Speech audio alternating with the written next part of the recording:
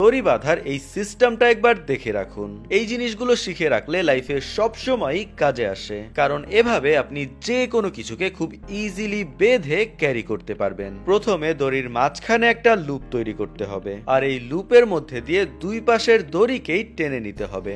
এরপরে এটাকে আপনি যত বেশি টানবেন তত বেশি শক্ত হতে থাকবে, আর যতই চাপ পড়ুক না কেন খুলবে না। সবচেয়ে বেস্ট ব্যাপার হচ্ছে যে দুই পাশের দড়ি ধরে টান দিলে খুব ইজিলি আবার খুলেও যায়। ভিডিও ভালো লাগলে অবশ্যই একটা ফলো দিয়ে যাবেন, আর আমার ইউটিউব চ্যানেলে সাবস্ক্রাইব করে আসবেন। এইভাবে কোনো তার কোনো জায়গায় কোনোভাবে যদি আটকে যায় তাহলে কি করবেন? কেটে ফেলবেন? একদমই না, কারণ এটাকে বের করার খুবই দারুণ আর ক্লেভার একটা সিস্টেম আছে। যদিও এভাবে সচরাচর আটকানোর কথা না, তারপরও যদি কোনোভাবে হয়ে যায় তাহলে ভিডিওতে যেভাবে দেখানো হচ্ছে এক্স্যাক্টলি এই সিস্টেমে আপনি তারটাকে খুব ইজিলি বের করতে পারবেন। প্রথমে এরকম একটা লুপের মতো তৈরি করে বাঁশের নিচে দিয়ে নিয়ে যাবেন, তারপর এটাকে প্লাগের নিচে দিয়ে নিয়ে সোজাভাবে টান দিলেই পুরোটা খুলে চলে আসবে। একদম ইজি কিন্তু সিস্টেমটা। যে কোনো ধরনের কাপড় বা পর্দার কোনাকে দড়ি দিয়ে খুব শক্তভাবে কিভাবে বাঁধবেন, আসলে সিস্টেম জানা থাকলে এগুলো কিন্তু খুবই ইজি। আর এই ধরনের জিনিসগুলো জানা থাকা সবসময় কাজের, কারণ কখন দরকার পড়ে যায় তার কিন্তু কোনো ঠিক নাই। তাই এইভাবে দড়িটাকে কাপড়ের সাথে লাগিয়ে গোল গোল করে পেঁচাতে হবে। এভাবে পেঁচানোর ফলেই দড়িটা টাইট হবে। আর সবার শেষে বের হয়ে থাকা মাথাটাকে এইভাবে আটকে দিতে হবে। এর ফলে দড়িটা আর কোনোভাবেই খুলে আসবে না, আর যতই টানাটানি করা হোক না কেন এটা কখনোই ছুটবে না।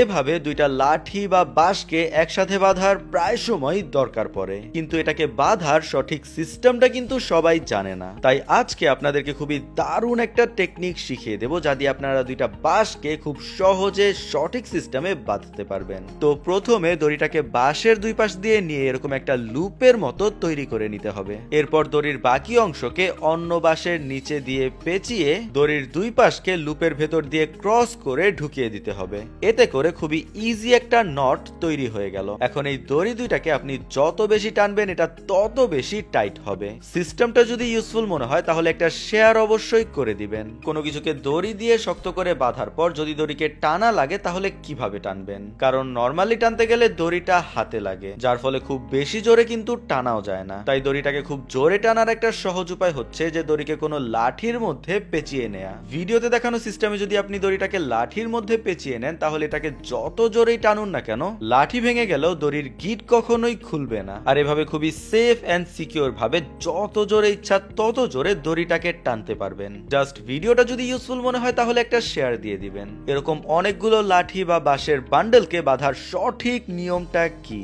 এই সিস্টেমটা যদিও একটু কমপ্লেক্স, কিন্তু একবার শিখে ফেললে কিন্তু খুব একটা আর কঠিন লাগবে না।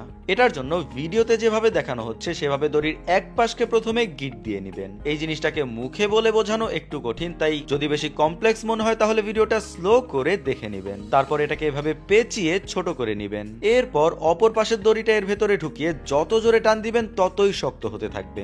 যখন কোনো বাঁশ বা লাঠি জাতীয় কোনো কিছুকে মাটি থেকে তোলার জন্য টান দেয়া লাগে তখন এটাকে হাত দিয়ে খুব সহজে টেনে তোলা যায় না। তাই ওই ধরনের সিচুয়েশনে এই নট সিস্টেমটা কাজে আসে। এভাবে দড়িটাকে লাঠির মধ্যে পেঁচিয়ে খুব সহজেই টান দিয়ে তুলে ফেলা যায়, কিন্তু দড়িকে সরাসরি টান দিতে গেলেও কিন্তু খুব সহজ না ব্যাপারটা। তাই দড়ির খোলা মাথায় এরকম একটা নট তৈরি করে এটার মধ্যে আরেকটা লাঠি দিয়ে টান দিলেই ব্যাপারটা ইজি হয়ে যায়।